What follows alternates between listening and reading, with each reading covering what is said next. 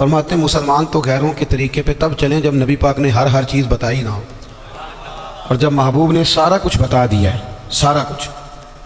بچہ پیدا ہوگا تو آپ اس کا عقیقہ کریں گے، اس کے سر کے بال اتروانا اور ان کی وزن کے مطابق چاندی کو خیرات کرنا، 7ویں دن نام رکھنا، یہ ساری چیزیں حضور نے بتلائیں۔ اس کے کان میں اذان دینا، اس کو گٹی دینا۔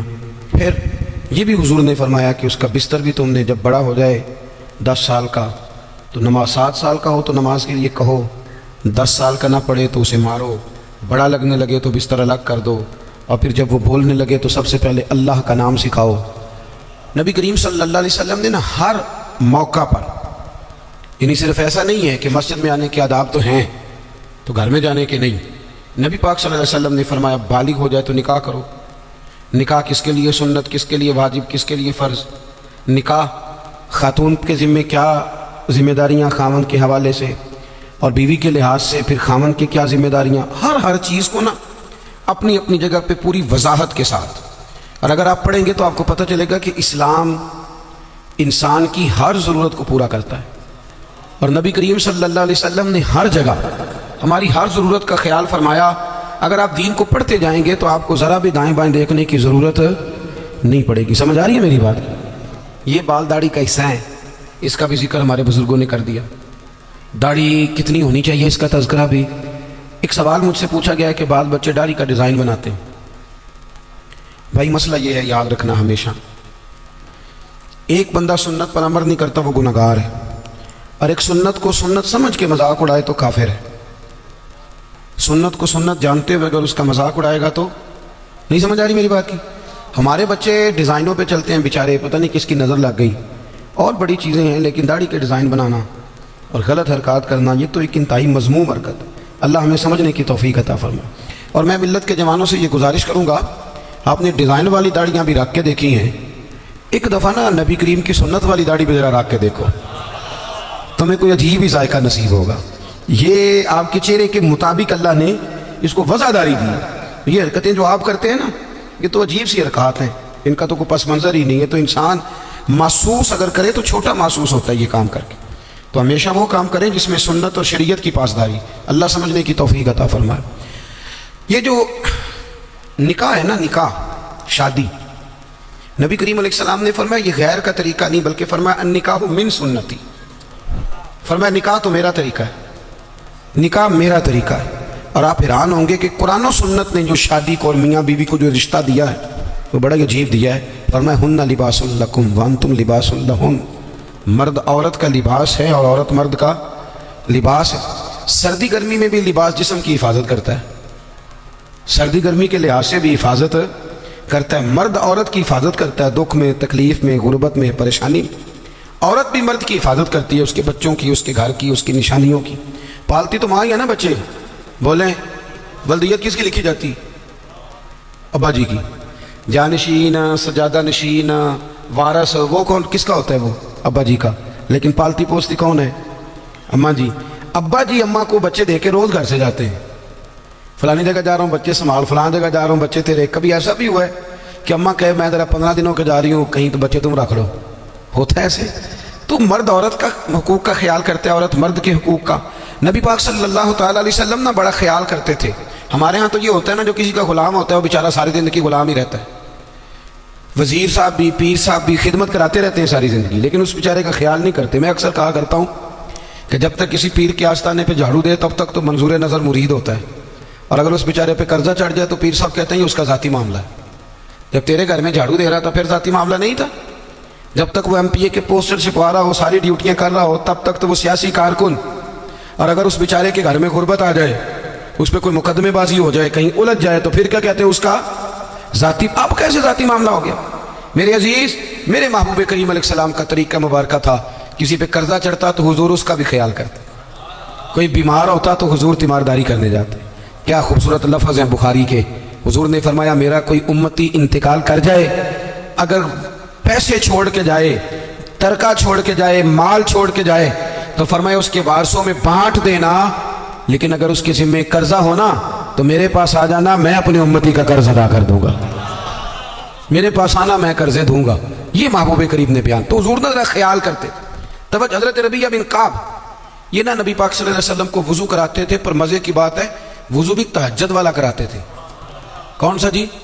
بول کے بتائیے، سمجھ آ رہی ہے آپ حضرات کو؟ کون سا وضو کراتے تھے؟ تہجد کا وضو کراتے تھے۔ یہ وہی ہے جن سے حضور نے فرمایا چل ربیہ کچھ مانگ لے۔ بڑے سیانے تھے، کہنے لگے یا رسول اللہ جنت میں وہ والا مکان چاہیے جس کے پڑوسی آپ ہوں، جس کے پڑوسی آپ، وہ والا مکان۔ ایک دن نبی کریم صلی اللہ علیہ وسلم نے ان سے فرمایا ربیہ شادی کیوں نہیں کرتے؟ ربیہ بولیے۔ وہ مجھے ایک صاحب ایک دفعہ مل گئے، کہنے لگے مینوں میرے حضرت صاحب ڈکیا سی بیاہ نہ کریں۔ میں کہوں نا آپ کیتا ہے کہ نہیں؟ انہوں نے 2 کیتے ہیں، تو میں کہتے تینوں کل ہی ڈکیا سو۔ عجیب فلسفہ ہے نا، یعنی کسی اور کے لیے فقر کا حکم ہے، ہمارے لیے یہ کس قسم کی فقیری ہے؟ عجیب مزاج ہے نا یہ۔ یہاں تو کوئی مقاصد ہو، اللہ تعالیٰ سمجھے، سمجھنے کی توفیق عطا فرمائے، اللہ تعالیٰ ہمیں توفیق دے کہ ہم اس بات کا خیال کریں، لیکن اب مزاج ہے ہمارا۔ بہرحال عام برسر مطلب حضور نے فرمایا ربیہ شادی کیوں نہیں کرتے؟ تو کہنے لگے یا رسول اللہ نہ تو دولت ہے، نہ مال ہے، نہ گھر ہے حضور، نہ نوکری ہے، اور پھر رنگ روپ بھی کوئی نہیں، میرا روپ بھی نہیں تو میرا رنگ بھی نہیں، تو میں نے یار مناؤن دا رنگ بھی نہیں، حضور کچھ پتہ ہی نہیں، کون مجھے رشتہ دے گا؟ حضور خاموش ہو گئے۔ دوسرے دن پھر وضو کرانے آئے تو محبوب نے پوچھا ربیہ شادی کیوں نہیں کرتے؟ عرض کرتے ہیں کہ یا رسول اللہ نہ گھر مکان، نہ جائیداد، نہ کوئی اور شے، کون رشتہ دے گا؟ حضور علیہ السلام خاموش ہو گئے۔ ایک بڑی خوبصورت بات لکھی ہے صاحب سیرت النبویہ ڈاکٹر احمد عبد الرزاق نے، وہ لکھتے ہیں کہ حضرت ربیہ بن کعب کہتے ہیں جب دوسرے دن بھی میں نے منع کر دیا نا تو میرے دل میں خیال آیا ربیہ تو بڑا عجیب آدمی ہے، جب نبی پاک فرماتے ہیں شادی کر لے، سمجھ آ رہی ہے نا آپ کو؟ جب حضور فرماتے ہیں شادی کر لے تو یہ دلیلیں کیوں دیتا ہے؟ تجھے تو چاہیے تو کہہ دے حضور جیسے دل کرتا ہے ویسے کر لے۔ ایک غلام کے لیے حضور بندوبست کر، جیسے دل کرے ویسے۔ کہتے ہیں میں تیسرے دن ارادہ کر کے گیا کہ آج حضور نے پوچھنا ہے تو میں نے بتا دینا، پر سارا ہی وضو ہو گیا، اللہ کے نبی نے پوچھا ہی نہیں۔ میرے دل میں خیال تھا پوچھیں گے، اب پوچھیں گے، وضو مکمل ہو، لیکن حضور نے پوچھا۔ کہتے ہیں اب حضور میں اب کھڑا ہوں، محبوب فرمانے لگے ہو گیا وضو جاؤ۔ فرماتے ہیں میں پلٹ پلٹ کے دیکھتا ہوں، دروازے سے باہر گزرنے لگا نا تو ایک دفعہ میں نے پھر پلٹ کے دیکھا، محبوب اپنے معاملات میں مشغول تھے۔ جب میں پیر باہر رکھنے لگا تو آواز دی اور مسکرا کے آواز دی۔ کیا شان ہے بریلی کے امام کی، فرمانے لگے جس کے گچھے سے لچھے جڑے نور کے۔ جب حضور مسکراتے تھے تو یہ نور کے گچھے تھے، دانت، ان میں سے پھر نور نکلتا تھا۔ تو اعلیٰ حضرت فرماتے ہیں جس کے گچھے سے لچھے جڑے نور کے، ان ستاروں کی نزہت پہ لاکھوں سلام، اور ان کی باتوں کی لذت پہ بے حد درود، ان کے خطبے کی ہیبت پہ لاکھوں سلام، اور جس کی تسکین سے روتے ہوئے ہنس پڑے۔ حضور ذرا سی تسکین کرتے تھے تو رونے والا ہنس پڑتا، تو پھر بڑا انتظار کرنا پڑتا ہوگا، 2 گھنٹے حضور مسکراتے نہیں ہوں گے۔ تو اعلیٰ حضرت فرماتے ہیں نہیں بھائی یہ بھی مسئلہ کوئی نہیں، یہ بھی مسئلہ کوئی نہیں کہ 2 گھنٹے کے بعد مسکرائیں گے تو رونے والا ہنسے گا۔ فرمانے لگے جس کی تسکین سے روتے ہوئے ہنس پڑے، اس تبسم کی عادت پہ لاکھوں سلام۔ یہ تو عادت ہے نبی پاک کی، تمہیں انتظار نہیں کرنا پڑے گا، تو عادت ہے حضور۔ تو حضور نے فرمایا شادی کر لو۔ کہتے ہیں میں مسکرایا، دوڑ کے واپس آیا، یا رسول اللہ جیسے حکم ہو کر دے۔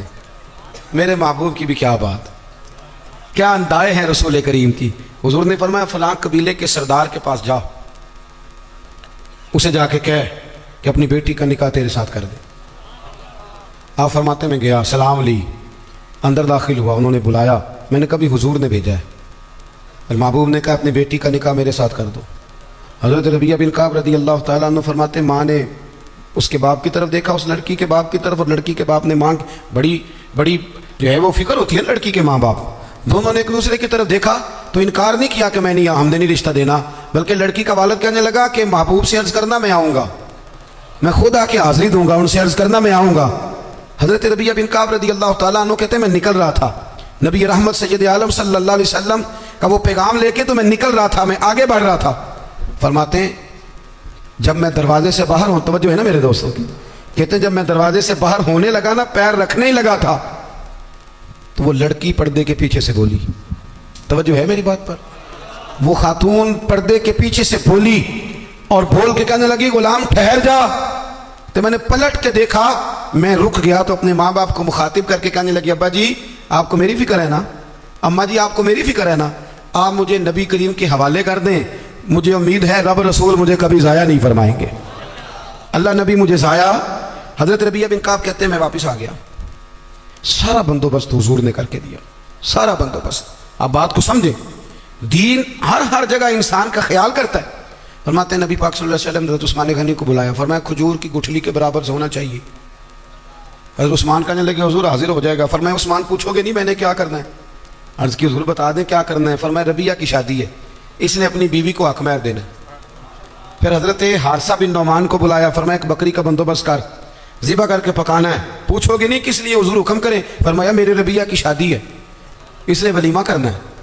کہتے پھر محبوب نے مجھے اپنی جیب خاص سے, کرم سے, فضل سے کچھ پیسے دیے. فرمایا خوشبو بھی لے لے اور اپنی بیوی کے لیے ایک جوڑا بھی خرید لے. عزیز دوستو, یہ نہ سمجھیں کہ جو آپ کا شاگرد ہے, مرید ہے, سیاسی کارکن ہے, وہ آپ کی ڈیوٹی تو کرے تو تب ٹھیک ہے, لیکن اس کا کوئی ذاتی معاملہ آ جائے تو کہیں جی وہ جانے اور اس کا کام جانے. سمجھے چیزوں. نبی کریم صلی اللہ علیہ وسلم کہاں تک مہربانیاں فرماتے. حضرت ربیہ بن کعب فرماتے ہیں کہ میں بڑا غریب تھا, میرے سارے بندوبست میرے محبوب نے کیے. اور فرماتے ہیں پھر محبوب نے ایک اور کرم کیا, میرے لیے برکت کی دعا بھی کر دی. آپ فرماتے ہیں کہ غربتیں چلی گئیں, اب کسی کو کہیں سے قرض نہ ملے تو میرے گھر سے مل جاتا ہے. ہر گھر سے اناج ختم ہونے کو ہو پر میرے گھر سے کبھی ختم نہیں ہو. تو نبی کریم علیہ السلام خیال فرماتے. اور پھر میاں بیوی کے درمیان جو رشتے کی نزاکت ہے, ہمارے ہاں نا یہ سمجھ لیں, جس گھر میں میاں بیوی کا اتفاق نہیں نہ ہوتا, اس میں کروڑوں روپے کی دولتیں بھی پڑی ہوں تو وہ گھر نہیں ہوتا, وہ اذیت گاہ بن جاتا ہے. جتنا مرضی آپ کہیں میں بیوی کی پرواہ نہیں کرتا, یہ کیسے ہو سکتا ہے؟ اس کے ساتھ گھر وابستہ ہے. میاں بیوی کا کسی گھر کے اندر رویہ آپس میں بہت اچھا ہو تو دولت کم بھی ہو, وسائل تھوڑے بھی ہوں, پھر بھی گزارا صحیح ہو جاتا ہے. گھر کے اندر میاں بیوی کا آپس میں تعلق, طبقات ابن سعد میں صاحب طبقات نے لکھا ہے کہ جب نبی پاک علیہ السلام نے سیدہ طیبہ طاہرہ حضرت فاطمہ الزہرا رضی اللہ تعالیٰ عنہ کا نکاح مولا کائنات شیر خدا حضرت علی المرتضیٰ سے فرمایا نا, پتہ حضور نے کیا کیا تھا؟ دونوں کے سرے اقدس جوڑ کے نا, تو نبی پاک نے ان دونوں کی محبت کے لیے دعا فرمائی, اے اللہ ان کے درمیان محبت رکھنا. ہمارے یہاں بھلا کیا ہوتا ہے, مرضی سے شادی کی, مرضی سے رشتہ تلاش کیا, پھر ٹھیک 15 دنوں کے بعد اماں کو نقص نظر آنے شروع ہو جاتے, اور ٹھیک 15 دن کے بعد ان کو بھی اپنے داماد میں نقص نظر آنے لگتے ہیں. جب آپ 2 جملے کہہ دیتے ہیں نا خامند کو کہ تیری بیوی ٹھیک نہیں, تو آیا تھا, چاہیے تھا فٹافٹ پانی دیتی, پر اس نے تو توجہ ہی نہیں کی, تو آپ تو ایک جملہ کہہ کے چلے گئے, انہوں نے تو 24 گھنٹے اکٹھے رہنا ہے. خامند کو یہ پٹی پڑھا دی, اور جب بیٹی گئی میکے تو فٹافٹ اس کی اماں نے کہا اوہو کتنی کمزور ہو گئی ہے میری بیٹی, لگتا ہے کھانے کو نہیں دیتے, یہاں میں نے کتنے لاڈوں سے رکھی ہوئی. یہ طریقہ ٹھیک نہیں. ابن حجر اسقلانی حدیث لائے, میرے نبی پاک علیہ السلام نے فرمایا وہ لعنتی ہے جو بیوی کو مرد کے خلاف اکساتا ہے اور مرد کو بیوی کے خلاف, ملعون ہے وہ شخص. ان کے درمیان پیار پیدا کریں, ان میں محبت ہوگی تو گھر سکھی رہے گا. سرور کائنات صلی اللہ علیہ وسلم کو پیغام آیا, صاحب طبقات نے لکھا ہے, پیغام آیا, پتہ چلا کہ کسی بات میں نا مولا کائنات اور سیدہ فاطمہ الزہرا رضی اللہ تعالیٰ عنہ میں کسی بات میں شکر رنجی ہو گئی, محبت کے ساتھ کوئی بات آگے بڑھ گئی, حضور تشریف لائے. تھک تو نہیں گئے آپ لوگ کہ آپ کا خیال ہے خشک مولوی منگا لیا آج, چلے سن تو لینا, میں تو محبت سے آیا ہوں, بڑا لمبا سفر کر کے آیا ہوں, کئی جگہ جا نہیں پاتا, لیکن یہ موقع ایسا تھا میں نے چھٹی کرنا مناسب ہی نہیں سمجھا, میں نے کہا یہاں ضرور پہنچنا چاہیے, تو تھوڑی سی باتیں کرنی ہیں, پیار سے سن تو لینا. آپ تو گھور رہے ہیں مجھے بیچ بیچ میں سے, یہ کس طرح کی تقریر کر رہا ہے, اللہ آپ کو جزائے خیر. سنے نہیں سنے نبی کریم صلی اللہ علیہ وسلم نے نا حضور کو پتہ چلا, اور مزے کی بات یہ کہ روایت کے راوی بھی مولا علی شیر خدا حضرت علی کہتے ہیں بات تو ہمارے درمیان آپس میں بڑھ گئی, پر آج بڑی میری وجہ سے تھی.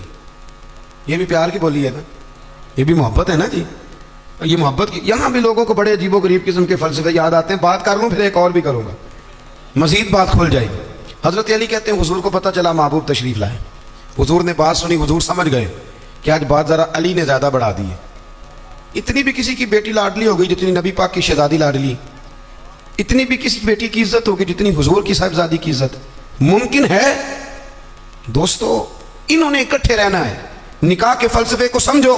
نبی کریم علیہ السلام نے سمجھ لیا کہ بات علی کی وجہ سے بڑی, پر مولا علی فرماتے ہیں نبی پاک نے سیدہ فاطمہ کا بازو پکڑا اور کونے میں لے گئے, فرمانے لگے فاطمہ ضروری نہیں کہ جیسے تم کہو علی ویسے ہی کریں, علی تمہارے شوہر ہیں, تمہیں خیال کرنا ہوگا.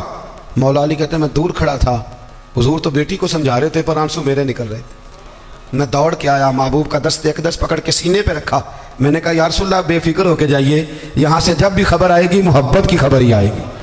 دوستو قربت. اچھا اس بات کو مزید کھول دوں, صاحب کنز العمال نے حدیث لکھی ہے, حدیث کے راوی خود سید عائشہ صدیقہ ہے.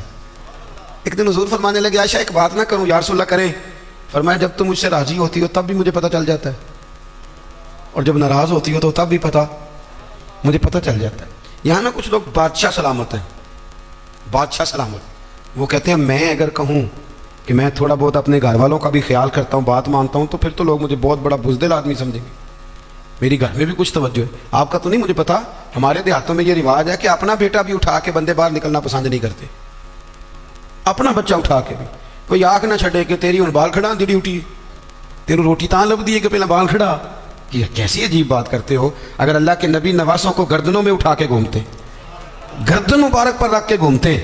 بچوں کی محبت تو اصول ہے, آپ سمجھیں اس چیز کو. گھر کے اندر اگر آپ تھوڑا بہت کسی جگہ پہ آپ کوئی گھر کے اوپر توجہ کر لیتے ہیں تو گھر کس کا ہے؟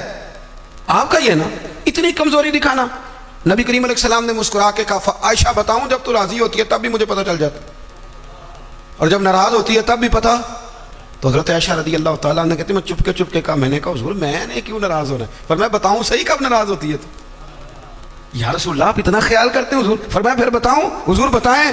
فرمایا عائشہ جب تو ہوتی ہے نا مجھ سے راضی تو قسم اٹھاتی ہے, تو کہتی ہے لا و رب محمد صلی اللہ علیہ, مجھے محمد کے رب کی قسم. اور جب تو ناراض ہوتی ہے تو کہتی ہے لا و رب ابراہیم, مجھے حضرت ابراہیم کے رب کی قسم. کہتی ہو کہ نہیں؟ جناب عائشہ کہتے ہیں میں نے آنکھ کھلی, لبوں سے ہنس رہی تھی, آنکھوں سے رو رہی تھی.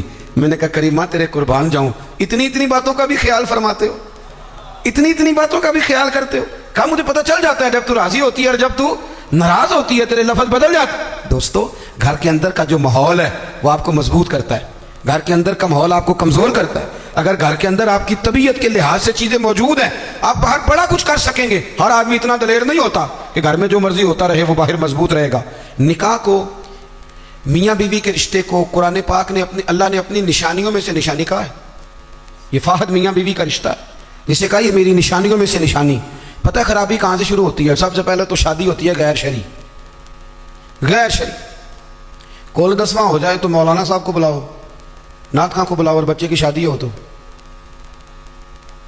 پھر اب نہیں حضور سے پیار, اب نہیں محبت, اب کدھر گئی غلامی کہ اللہ رسول سے صرف دکھوں کا رشتہ.